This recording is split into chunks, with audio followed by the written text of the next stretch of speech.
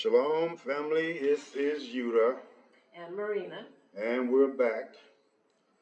You know, guys, I want to tell y'all something. The other day, I had a medical situation. Scared me poopless. Yeah, I got out of the hospital yesterday. I was pretty sick. Anyway, I'm much better now. But it was a bumpy road for a minute. It turns out that I had a blood infection. That's what they say, but I don't know. Anyway, as promised, the lesson after the one that I just did, me and my wife, this one is history is repeating itself. This is part 2 of the previous lesson. Now, in this particular lesson, like I tell y'all all the time, we are always searching. We know, and many of you know, that our books have been tampered with, mingled, butchered, spliced, and just about whatever else you can imagine. So we're trying to piece the pieces of the puzzle back together. Now, of course, we don't believe everything we read, but we take what we find and we align it to the scriptures that we do know and see how they fit.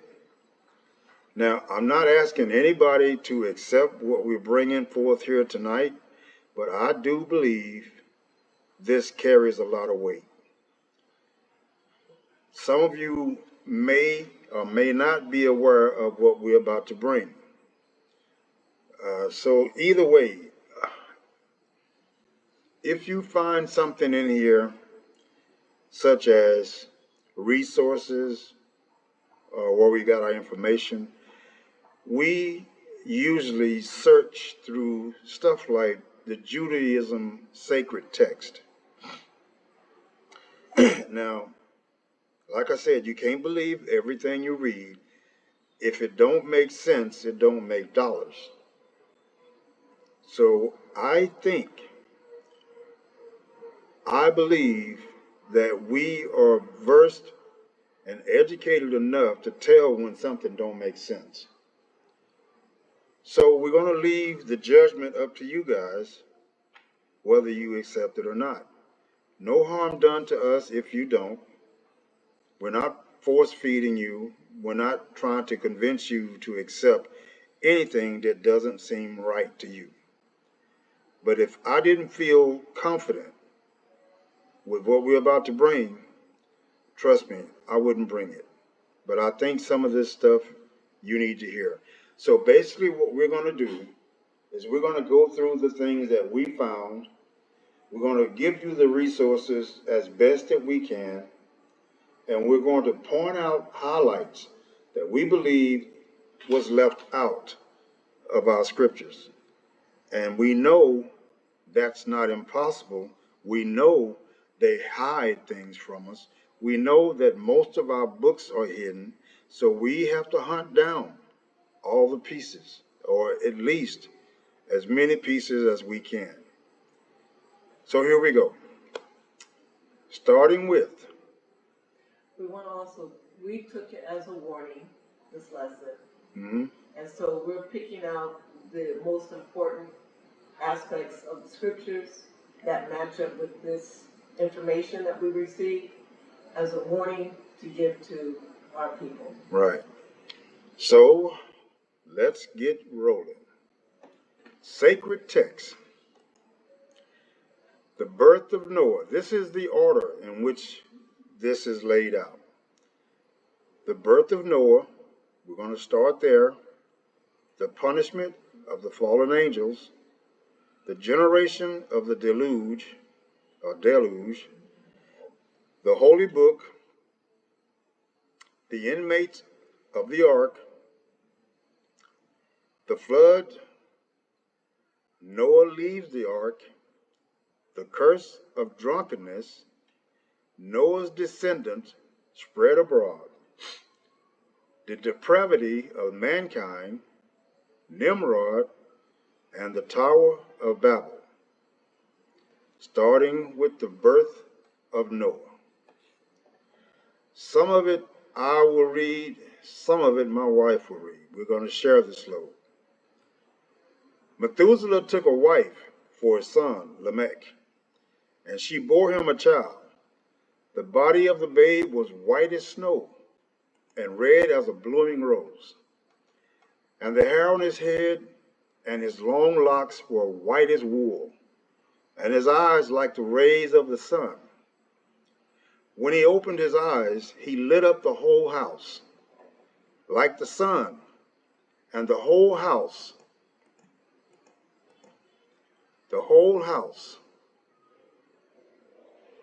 was very full of light. And when he was taken from the hand of the midwife, he opened his mouth and praised the Creator of righteousness. Now his father Lamech was afraid of him and fled and came to his own father Methuselah. And he said to him, I have begotten a strange son. Now I know all of you are familiar with this. So this far, we're on track. He is not like a human being. Now, for him to be able to compare the likes of Noah to obviously angels, they must have been known and seen during that time. I have begotten a strange son. He is not like a human being, but resembles the children of the angels of heaven. And his nature is different. And he's not like us. And his eyes are as the rays of the sun. And his countenance is glorious. And it seems to me that he's not sprung from me, but from the angels. And I fear that in his days a wonder may be wrought on earth. And now, my Father, I am here to petition thee and implore thee that thou mayest go to Enoch, our father, and learn from him the truth, for his dwelling place is among the angels. Now this, I'm pretty sure everybody can relate to if you've read the book of Enoch, the book of Jubilees, and like I said, we're going to highlight certain things that this evidence that we found, whether it's solid or questionable, I think it needs to be heard. And when Methuselah heard the words of his son, he went to Enoch, to the ends of the earth, and he cried aloud. And Enoch heard his voice and appeared before him and asked him the reasons of his coming. Methuselah told him the cause of his anxiety and requested him to make the truth known to him. Enoch answered and said, the Creator will do a new thing in the earth. There will come a great destruction on the earth and a deluge for 1 year. This son who is born unto thee will be left on earth. In other words, they will be saved. Noah and his family will be saved from this coming destruction. And his 3 children will be saved with him, when all mankind that are on the earth shall die. And there will be a great punishment on the earth, and the earth will be cleansed from all impurity. And now make known to thy son Lamech that he who was born is in truth his son, and call his name Noah, for he will be left to you, and he and his children will be saved from the destruction which will come upon the earth. When Methuselah had heard the words of his father, who showed him all the secret things, he returned home, and he called the child Noah. Now we're going to show you that there was a reason he called his child Noah, because Noah was not his real name. For he will cause the earth to rejoice in compensation for all destruction. By the time Noah, he was called only by his grandfather, Methuselah. His father and all others called him Menahem. That was his true name. Some of you may know this, some of you may not. But I don't think, is that in the scriptures? No. See, that's one of the things they left out. This is the reason that we search. All searches, no matter who makes the search, will not bear good fruit. But if you're careful with your words and the definitions and the language, the time something is said, where it's said, when it's said, all these things make a difference when you try to get understanding. When you do that, you can pretty much separate the fable from the facts. His generation was addicted to sorcery, and Methuselah apprehended that his grandson might be bewitched if his true name were known. Wherefore he kept it a secret. He kept his name a secret. He called him Noah instead of Menahem. I guess I'm pronouncing that right. Menahem. So now, like I said, I don't know if everybody knows this. I think it's worth knowing because we've always known him by Noah. But that was a name given to keep his true identity hidden spiritually. If there was any attempt to bring sorcery upon this man, Noah, or Menahem, the attempt would miss its target because they would be shooting their bow at Noah instead of Menahem. Now his generation was addicted to sorcery, and Methuselah apprehended that his grandson might be bewitched if his true name were known. Wherefore he kept it a secret. Menahem, comforter, suited him as well as Noah. It indicated that he would be a consoler. If but the evildoers of his time would repent of their misdeeds, at his very birth it was felt that he would bring consolation and deliverance.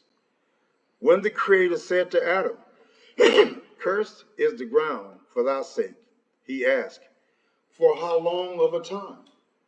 And the answer made by the Creator was, "Until a man child shall be born whose conformation is such that the rite of circumcision need not be practiced upon him." Do you know what that means? This was fulfilled in Noah because he was circumcised from his mother's womb. How many knew that? And this is not a time to debate on who knows the most. This is not about that. This is about trying to reveal information that was kept from us. Because in my mind, all of these details matter. They all make a difference. If you drop one letter from a word, is that word still the same? No. The same thing applies to scripture. If you drop one piece of scripture from the paragraph, it changes the whole scripture. Now this was fulfilled in Noah. He was circumcised from his mother's womb. Noah was born already circumcised. Which means they were circumcising baby boys before Noah. At 8 days old. Noah had scarcely come into the world when a marked change was noticeable.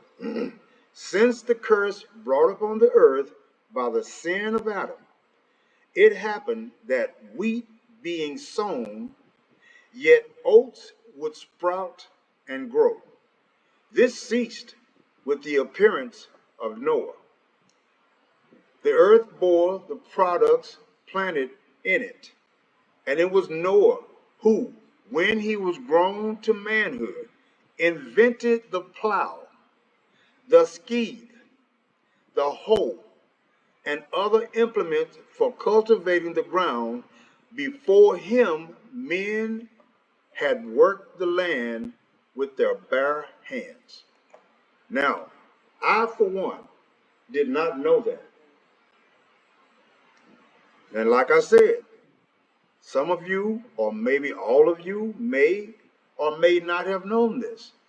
But this is important. I never knew that men were scraping the ground with their bare hands just to get a seed in the ground.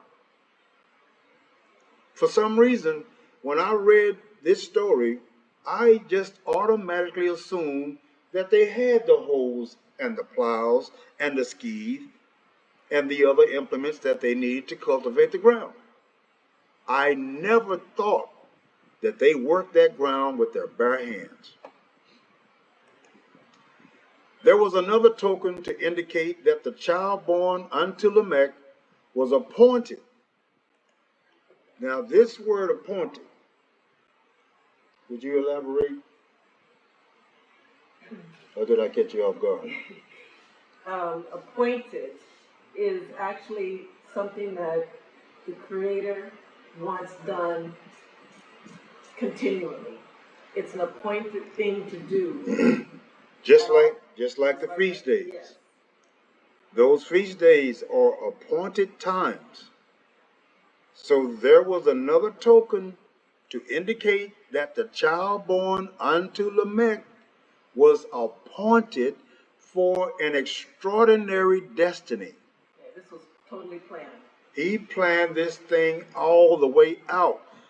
And we're going to see some other things along this lesson. This thing is almost 11,000 words long. So this is a long one, y'all. I'm not well 100% because, like I said, I just got out of the hospital. Was it yesterday or the day before? Okay, so I'm still not 100%, but I needed to get this out. So Lamech, the child that born unto Lamech was appointed for an extraordinary destiny, which when the Creator created Adam, he gave him dominion over all things. That's what he gave Adam. The cow obeyed the plowman, and the furrow was willing to be drawn. But after the fall of Adam, all things rebelled against him. The cow refused obedience to the plowman, and also the furrow was refractory. Noah was born, and all things returned to its state preceding the fall of Adam. What? The fall of Adam. Which was Adam. Before the birth of Noah, the sea was in the habit of transgressing its bounds twice daily, morning and evening, and flooding the land up to the graves. Did y'all get that? Let me read it again. Before the birth of Noah, the sea was in the habit of transgressing its bounds twice daily, morning and evening, and flooding the land up to the graves. This happened every day. Can you imagine trying to plant a field to grow food,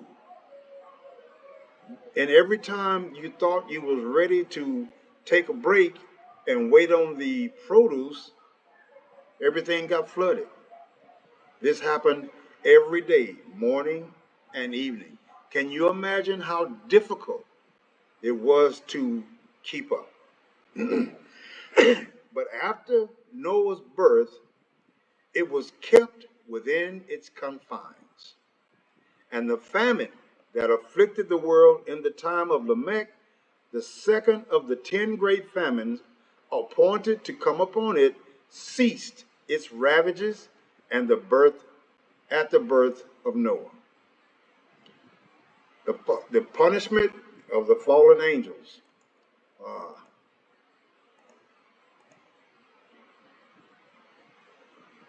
the punishment of the fallen angels.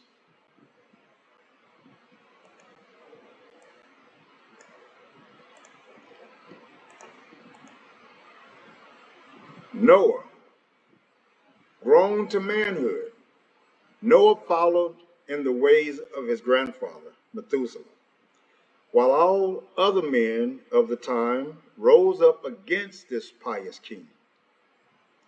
I mark that word pious because it references a godly man, one who truly worshiped the Creator in all ways, keeping the commandments and whatever it took to stay within righteous.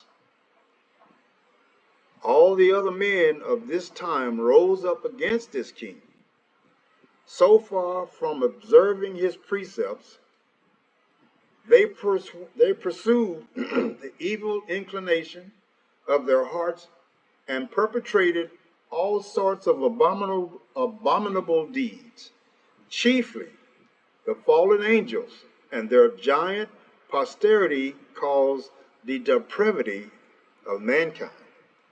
The blood spilled by the giants cried unto heaven from the ground, and the 4 archangels accused the fallen angels and their sons before the Creator, whereupon he gave the following orders to them. Uriel was sent to Noah to announce to him that the earth was going to be destroyed by a flood, and to teach him how to save his own life. So, the way we read this in the books that we have, it just left us to believe that Noah got this message directly from the Creator to build an ark. Well, that's kind of true. But actually, there was an angel sent, and this angel taught Noah how to build this ark. This was a huge job. And the dimensions, the architecture, everything included took skill. And I don't think Noah had that skill. So he was taught.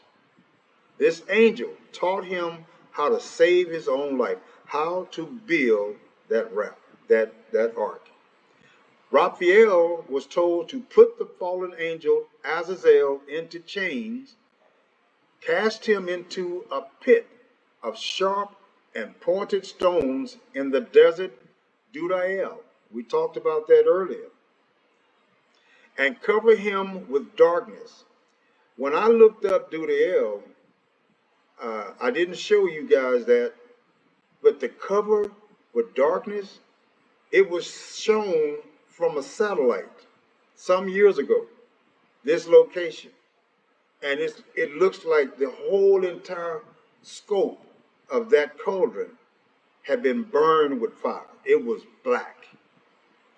So immediately I knew that was the cover with darkness. And so was he to remain until the great day of judgment. So no angels are going to come out of the pit of hell and be released to do any harm to any man. That's not going to happen. When he would be thrown into the fiery pit of hell, that's what's going to happen. Soon as he comes out, he's going to be directed, exit to the east. Go to the fire. And the earth would be healed of the corruption he had contrived upon it. And Gabriel was charged to proceed against the bastards. Who is the bastards? These were the corrupted, fallen angels' children. They were the offsprings. They were called bastards. And the reprobates, the sons of the angels, begotten with the daughters of men, and plunged them into deadly conflicts with one another. Shamhazai's ilk was handed over to Michael, who first caused them to witness the death of their children in their bloody combat with each other. And then he bound them and pinned them under the hills of the earth, where they will remain for 70 generations. Now, we just made a discovery just a few minutes ago about this 70 generations. We didn't mark the scriptures, did we? No, they're not in the scriptures. Oh, yes. Yeah, they are. You want time to get it? I know Enoch spoke about the 70 generations was until the very end of the world. That was... So the 70 generations is not calculated by the age of men between one generation of one man. Let me give you an example. During the time of Noah and these ancient people of that day lived 900 plus years. Nobody today lives to be that old. So that kind of tells you that you can't count the generations by the age of man and their offspring. But you can if you understand what that generations means. And it means until the end of the world. That will be the end of the 70 generations. Until, this is the proof right here, until the day of judgment, to be carried thence to the fiery pit of hell. My wife is looking for that scripture. Now, the fall of Azazel and Shamhazid came about in this way. When the generation of the deluge began to practice idolatry, the Creator was deeply grieved. The two angels, Shamhazai and Azazel, arose and said, O Creator of the world. Now y'all listen to this. This is what the fallen angels said just before they screwed up the way they did. Listen, O Creator of the world, it has happened. That which we foretold at the creation of the world and of man, saying, what is man that thou art mindful of him? And the Creator said, and what will become of the world without man? Whereupon the angels, we will occupy ourselves with it. Y'all see what's going on here? The angels are trying to strike a deal that they will be allowed to inhabit the earth. And just don't worry about man. We can do this. Then the Creator said, I am well aware of that. And I know that if you inhabit the earth, the evil inclination will overpower you, and you will be more iniquitous than ever men were. The angels pleaded, but grant us but permission to dwell among the men, and thou shalt see how we will sanctify thy name. They're really trying to make a deal here. The Creator yielded to their wish, saying, descend. Now listen to what the Creator tells the angels. Descend and sojourn among the men. When the angels came to earth and beheld the daughters of men in all their grace and beauty, they could not restrain their passion. Shemhazai saw a maiden named Ishtahar, and he lost his heart to her. She promised to surrender herself to him if first he taught her the ineffable name by means of which he raised himself to heaven. He assented to her condition. But once she knew his secret, she pronounced the name herself and herself ascended to heaven without fulfilling her promise to the angel. Okay. So the Creator said, because she kept herself aloof from sin, she didn't break no law. We will place her among the 7 stars that men may never forget her. And she was put in the constellation of Pleiades.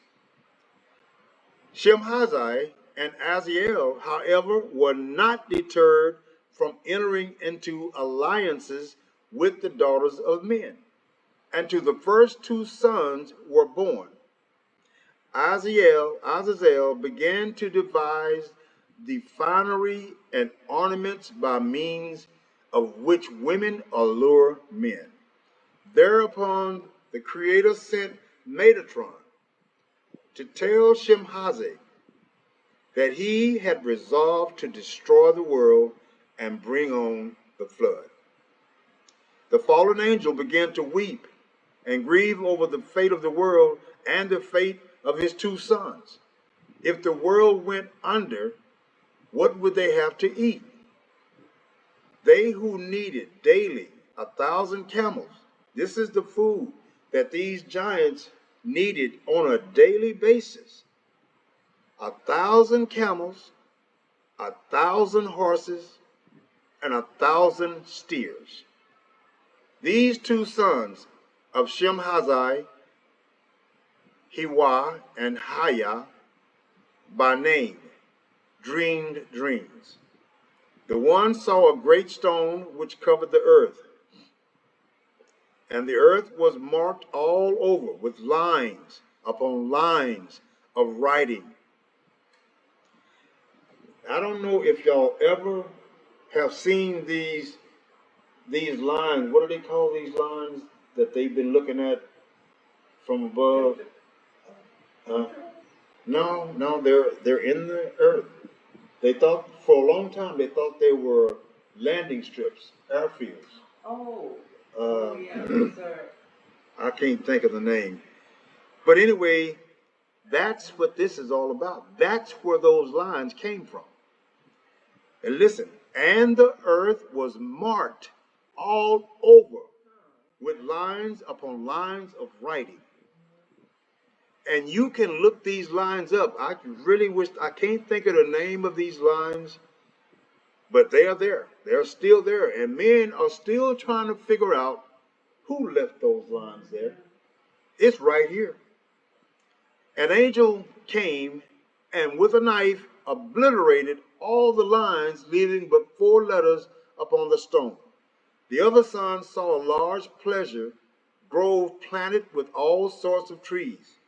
But angels approached bearing axes, and they felled the trees, sparing a single one with 3 of its branches. When Hiwa and Haya awoke, they reported to their father. It's still repaired. It means the same thing. Okay. They repaired to their father, which is another way of saying reported, who interpreted the dreams for them, saying, the Creator will bring a flood, and none will escape with his life, excepting only Noah and his sons, and of course their wives. When they heard this, the 2 began to cry and scream. But their father consoled them, soft, soft, do not grieve. As often as men cut or haul stones or launch vessels, they shall invoke your names, Hiwa and Haya. This prophecy soothed them. Shemhazai then did penance. He suspended himself between heaven and earth and is in this position of a penitent sinner. He hangs there to this day. But Azazel persisted obdurately in his sin of leading mankind astray by means of sensual allurements. I'm pretty sure, ladies, y'all know what that means. Makeup, eyeshadow, lipstick, adorning your face and hair. This was done, this was taught, so you could draw the attention of men. When you draw the attention of men, it creates lust. When you create lust, you are the source of that man's lust, which makes both of you sinners. For this reason, 2 he-goats were sacrificed in the temple on the Day of Atonement. The one for the Creator, that he pardoned the sins of Israel, the other for Azazel, that he bear the sins of Israel. Now check this out. You notice he's mentioning Israel. Israel didn't even exist at this time. So what is that saying? They had already prepared for the day of Israel coming. So this was not a random thing. This was a plan from the beginning. This is one of the main reasons why I tell everybody Jesus Christ is a fable. If he was not, this would have been the perfect time to bring him up. Like you said, that he pardoned the sins of Israel, he already knew. The other for Azazel, that he bear the sins of Israel. Now, wasn't the New Testament known for teaching that Jesus bore the sins of Israel? Well, that's funny because right here it said that that demon angel, Azazel, he bore the sins of Israel. He took all the blame. He didn't have a choice in it. He didn't have a choice. He bought the apple, he had to eat it. Unlike Istahar, the pious maiden, Naamah, the lovely sister of Tubal-Cain, led the angels astray with her beauty. This makeup, this stuff they taught these women how to wear, it was so powerful. It drew the angels' attention. If the angels can't resist, what does a mere man stand a chance in hell with gasoline draws on? And from her union with Shamdan sprang the devil Asmodeus. She was as shameless as all the other descendants of Cain. So right here, there's a picture that we seem to have missed when we read our scriptures. Let me read it again and see if you catch it. She was as shameless as all the other descendants of Cain. And as prone to bestial indulgences. Canaanite women and Canaanite men alike were in the habit of walking abroad naked. So who did these angels mate with? Canaanite women. It was the Canaanite women. There was no Israelite women. The reason they were prohibited from mating even with these wicked creatures was because they were not human. But their DNA was not a match for the DNA of the angels, hence creating a creature that was not created by the Creator himself. Okay. You see what I mean about little details they leave out because it helps keep them hidden and keeps us blind. These little details, they make a big difference. So it was the Canaanite women and Canaanite men alike were in the habit of walking abroad naked. They had no shame. And they gave themselves up to every conceivable manner of lewd practices. Of such were the women whose beauty and sensual charms tempted the angels from the path of virtue. The angels, on the other hand, no sooner had they rebelled against the Creator, descended to the earth, than they lost their transcendental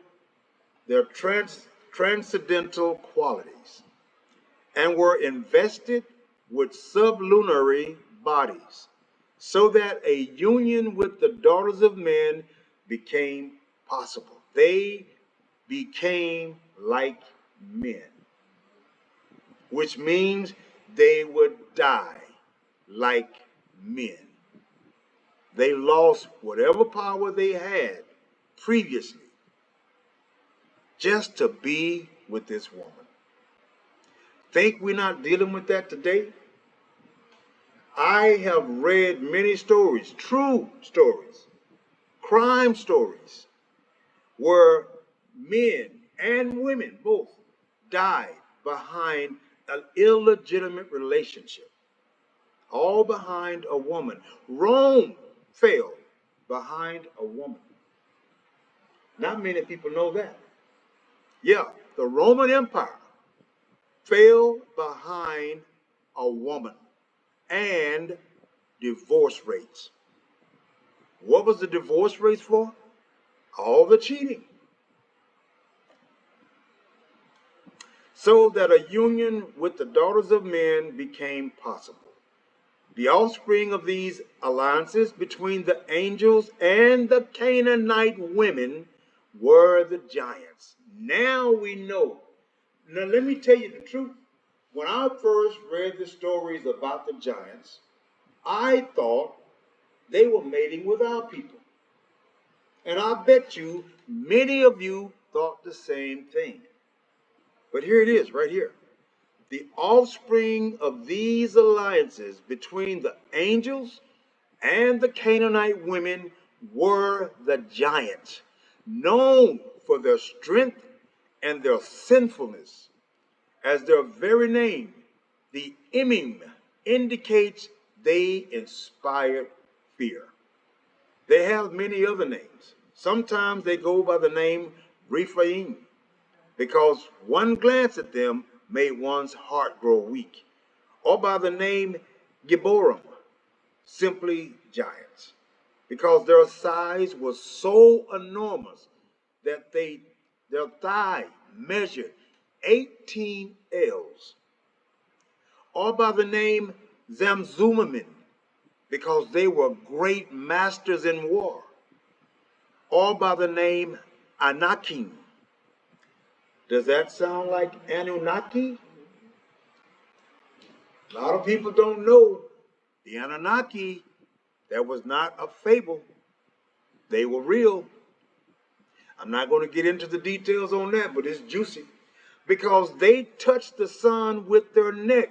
Can you imagine somebody standing that tall where he actually could touch the sun with his neck? What does that take? The sun's not 9 million miles away. Can't be. The sun can't be 93 million miles away. Ain't nobody 93 million miles tall. So that's another lie about the distance of the planets from the earth.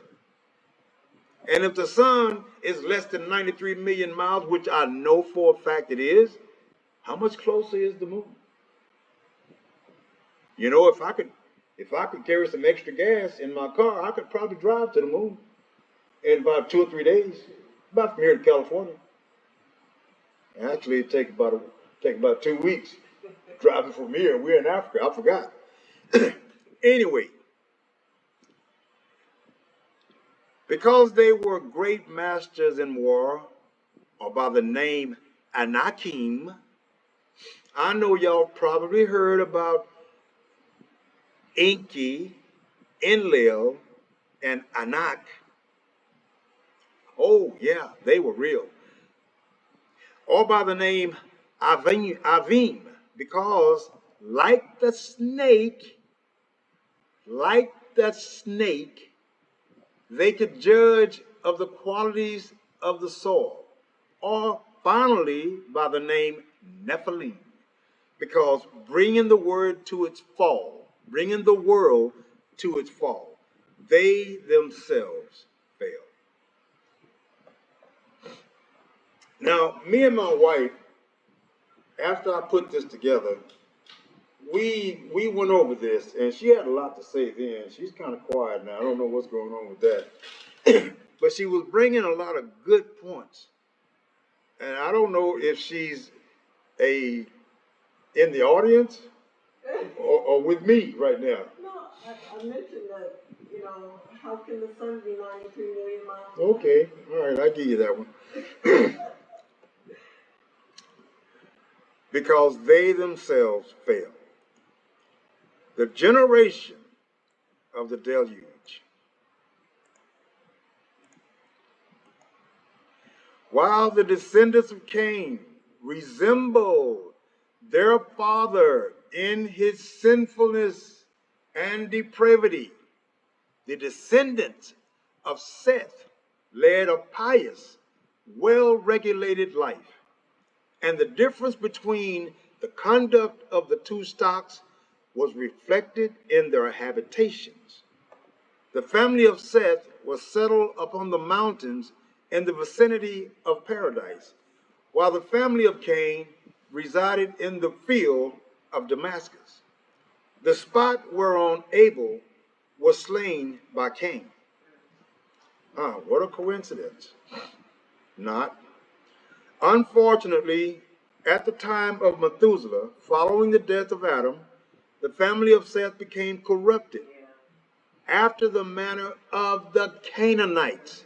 The two strains united with each other to execute all kinds of iniquitous deeds. What happened? What happened? Do y'all see what happened? Wasn't that every time a prophet or a priest or a shepherd falls, they lack responsibility of keeping the laws. Methuselah was a pious king.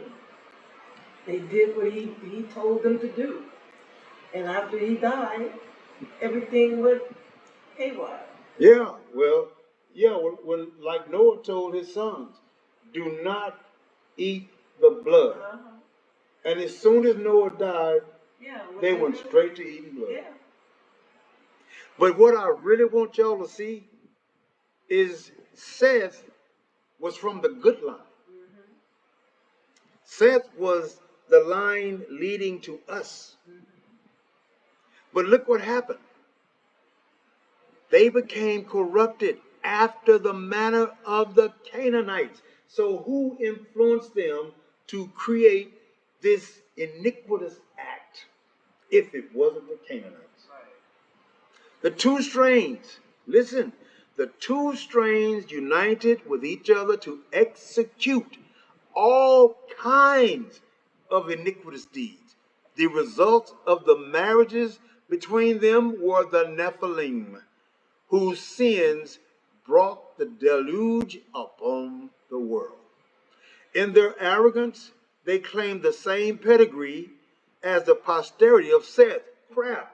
Right, because they combined with Seth, so yeah. they felt they had the right. They had the right to be up there with them. They felt like they had that right. I was going to say something here. See, they compared themselves yeah. to princes yeah. and men of no descent. Now, like I said before we started this, I may cut this off and do another part because this is a very long lesson, and I don't know if I have the internet for it. So y'all bear with me, and I'm going to try to get halfway through this, and then I'm going to create a part two at one of the other titles. But really get a load of this. In their arrogance, they claimed that we are from the line of Seth because they wanted to be a part of that pedigree so they could be open to the posterity of Seth. Ain't gonna happen. So they compared themselves with the princes and men of noble descent.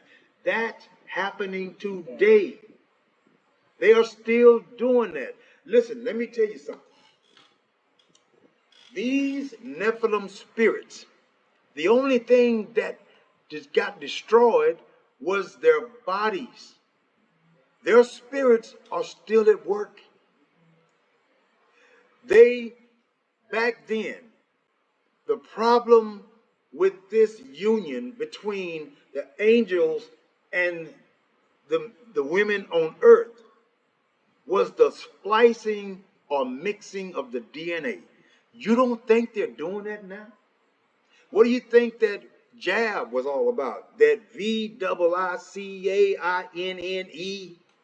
Y'all know what I'm talking about. That that pointed thing they put in your arm changes your DNA. Them people ain't went nowhere. They just found some empty bodies. And anybody that doesn't have the word of the Creator within them is an empty vessel. That's all they need. So they enter into that body and they carry on with what they have always done. So they never stopped. This is why you have all these hybrids.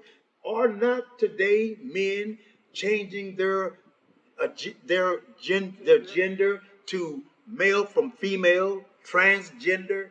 What is this thing? Biohumanism, when you got artificial limbs. This is still AI. This is them. They're right up under your nose. They just don't look like they did back then. They just look a lot like you, only different colors, but some of them are black just like you. And they compared themselves with the princes and men of noble descent. How many times have we watched a courtroom event when that judge comes out? What does he expect from you sitting out there on those benches? Nobility, because he considers himself noble. He wears a robe.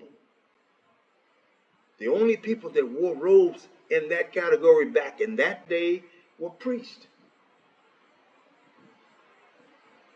These creatures are alive and well. They don't have the bodies they had then, but they do have some bodies.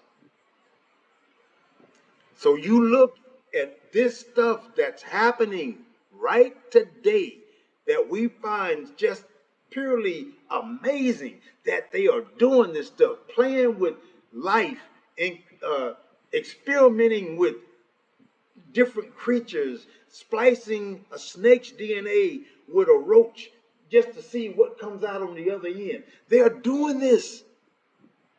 They was doing that back then. That's the reason the flood came. So it wiped out all that corruption. The only thing about Noah that was different from them is that Noah was considered righteous. Not because of a lack of sin. Noah did sin. But Noah was considered righteous. Why? Because his DNA was not corrupted. That's what righteous means. Unrighteousness is not all about sin. It's also about your DNA. That's the reason you should be careful who you go to bed with. If it ain't your nation, you're in trouble. You actually will produce a hybrid. When you mix a black man and a white woman, or a white woman, a white man and a black woman, you created a hybrid. That was not the original DNA. You are creating Nephilim. The wantonness of this generation was in a measure due to the ideal conditions under which mankind lived before the flood. They knew neither toil nor care. And as a consequence of their extraordinary prosperity, they grew insolent. In their arrogance, they rose up against the Creator. A single sowing bore a harvest sufficient for the needs of 40 years. And by means of magic arts, they could compel the very sun and moon to stand ready to do their service. The raising of children gave them no trouble. They were born after a few days of pregnancy. Can y'all imagine that? Man, this is crazy. Now, you got the New Testament talking about a virgin birth. Does that ring a bell? Is it possible that that's where your JC came from? And I know I did a lesson not too long ago about people saying, don't let that name of other gods come out of your mouth. I'm pretty sure I made it clear.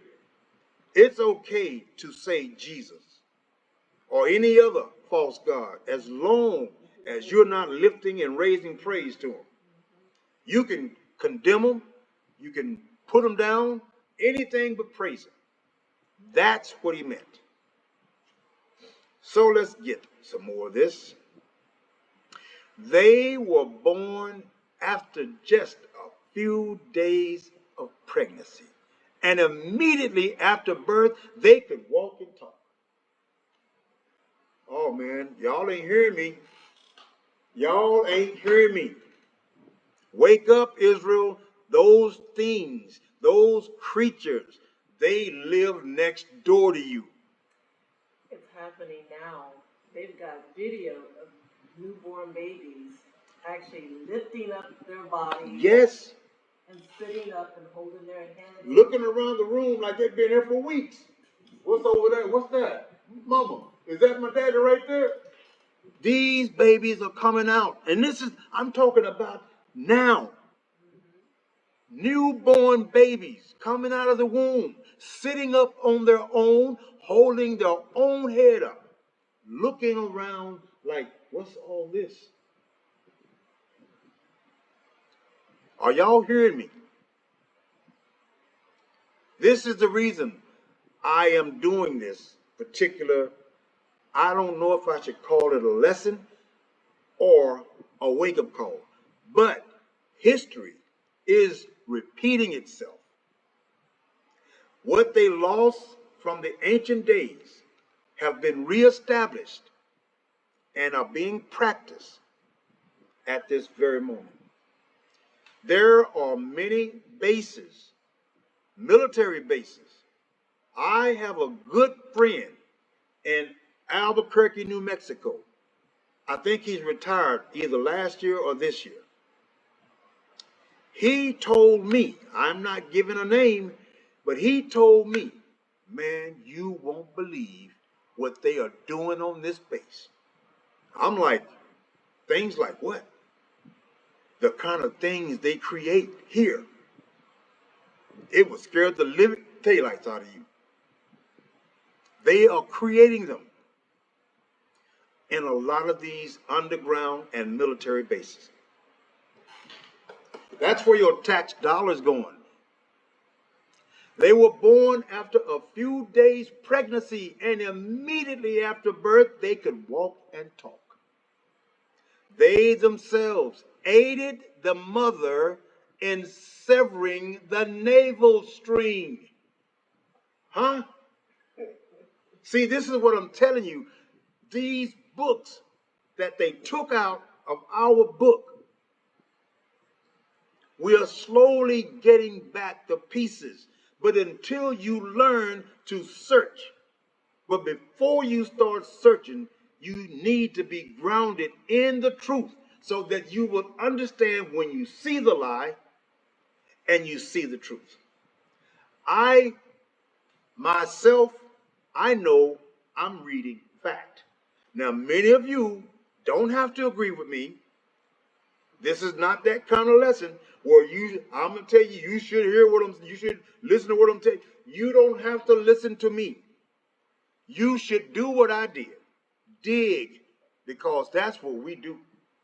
Man, if we got paid to do what we do, we'd be rich.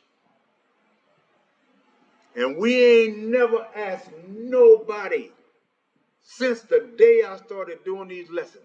I ain't never asked nobody for a single penny. I have got donations and I appreciate them. And you guys that gave the donations, you know who you are. I don't have to call no names. I want to tell you right now at this minute, I appreciate you because it was needed. Not even demons could do them harm. Man, are y'all listening to me? Do you see this? This was taken out of your book. When they, what do you call it? When they revised edition, the new edition, the new revised King James, they were taking stuff out. What was the need to revise an edition if it was true in the first place? What was the need? Oh, there was something in there they needed to remove. But you know what? The Creator made it clear to Lucifer that you can do whatever you want to trick my people as long as you find a way to tell the truth. But the truth is up to us to find. Lucifer don't have to give it to us. He can give it to us without us being able to identify it. That's on our stupidity. Because he can tell the Creator, well, I put it there. You know, you said I could put it in, I put it there. Same thing happened to Eve in the garden. You see what I'm saying? The most clever beast in the field is still in the field. And we still don't see it. We still ain't looking. Listen to this. Not even demons could harm these creatures. Once a newborn babe running to fetch a light whereby his mother might cut the navel string met the chief of the demons, and a combat ensued between the two. Suddenly the crowing of a cock was heard, and the demon made off, crying out to the child, "Go and report unto thy mother. If it had not been for the crowing of the cock, I had killed thee." Whereupon the child retorted, "Go and report unto thy mother. If it had not been for my uncut navel string, I would have killed you." Do y'all see this? Huh? I'm going to have to do part 4. I'm going to have to do part 2, 3, and 4. Because we ain't even halfway through this yet. Are y'all listening to me? I can't make you believe nothing. I can lead a horse to the water, but I can't make him drink. Nobody has to take this as fact.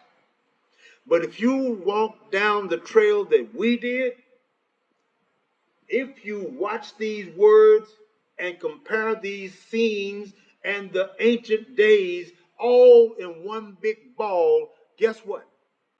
You're going to finally realize it's something to this. Listen to what that Nephilim baby told that demon. That demon. Listen, let me read that again. This, once a newborn babe, this was a Nephilim babe, running to fetch a light, whereby his mother might cut the navel string. he was looking for what was needed for his mother to help cut the string, his navel string. And he met the chief of the demons. We're not talking any demon. We're talking the chief commander. And a combat between the two, between the Nephilim baby and the chief demon. Suddenly, the crowing of a cock was heard, and the demon took advantage of that time and took off running, crying out to the child, "Go and report unto thy mother, because if I had not been for the crowing of the cock, I would have killed you."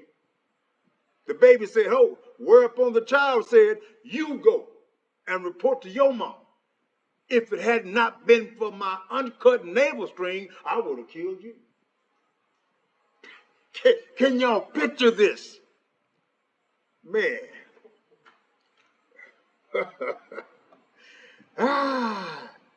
It just keeps getting better, y'all. It just keeps getting better. And this is not a fairy tale. This is not a fable. Trust me on this. Well, no, you don't have to trust me on this. Go research. It's out there. It's hidden, but you got to find it. How did I find this? Actually, my wife did. And we started reading this, and we like, oh, we both have that eye. We both know how to spot something that's supposed to be hidden. It was their carefree life that gave them space and leisure for their infamies.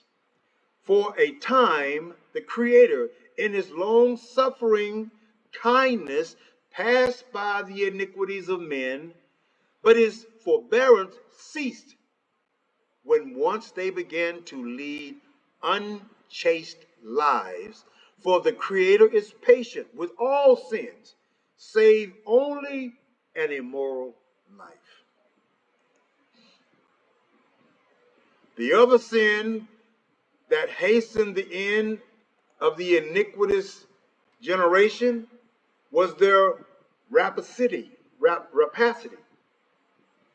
So uncunningly were their depredations planned that the law could not touch them.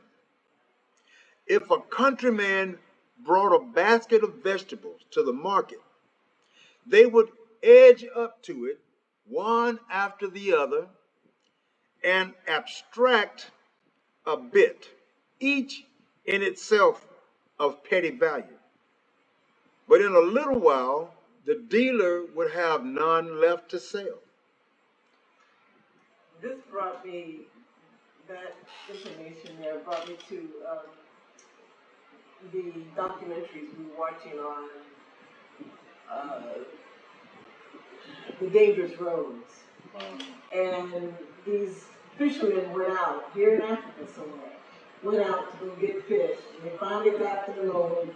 And when they come back, there's a lot of people waiting, a lot of men waiting in big baskets to fill their baskets with fish. Now these guys she's talking about, they were hired by the people on the boat that caught the fish. Mm-hmm.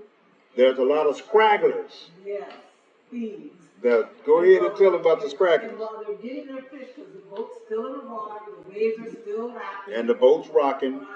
So fish are falling out of the basket. So those that are not hired, they got their little bags and they're collecting the fish that are falling out.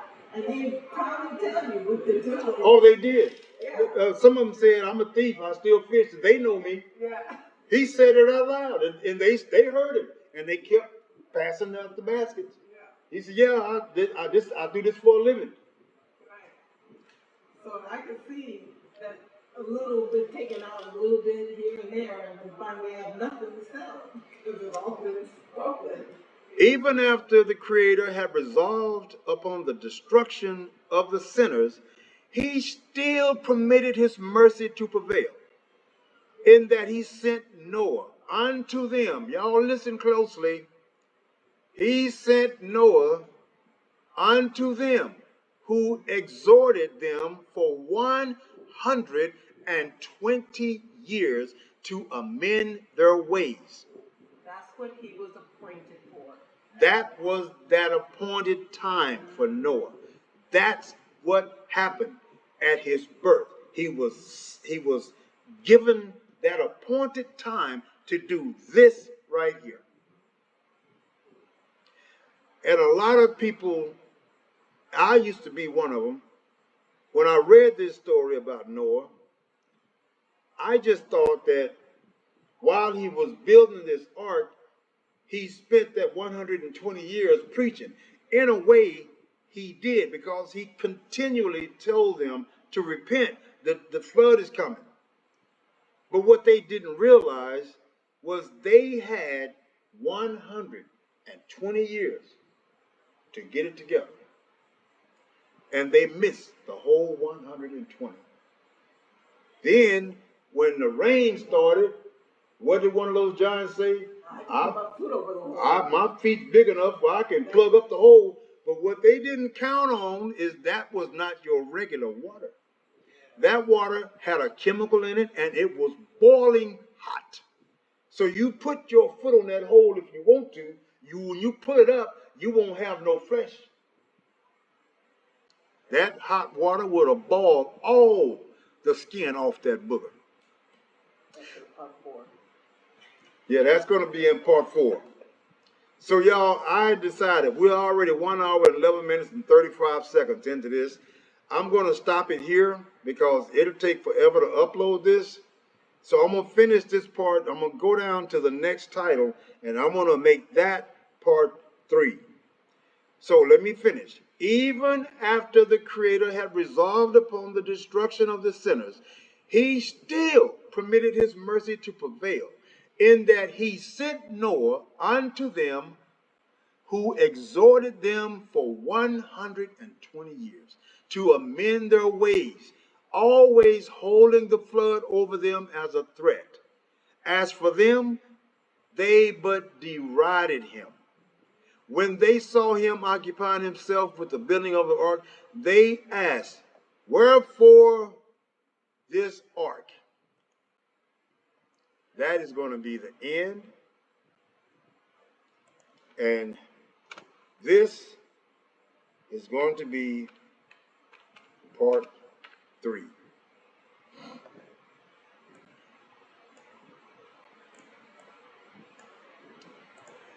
So I really appreciate you guys sticking with us up to this point. I hope you stick with us until it's finished. It's quite a lengthy reading, but I think this is extremely important that you understand the details that were left out of our book. These people are not crazy. They gave us just enough to float, but not enough to survive. The rest of that, for us to survive, we have to put in some work. Wherefore this ark? What are you building this ark for? Shalom, family. We love you. Shalom.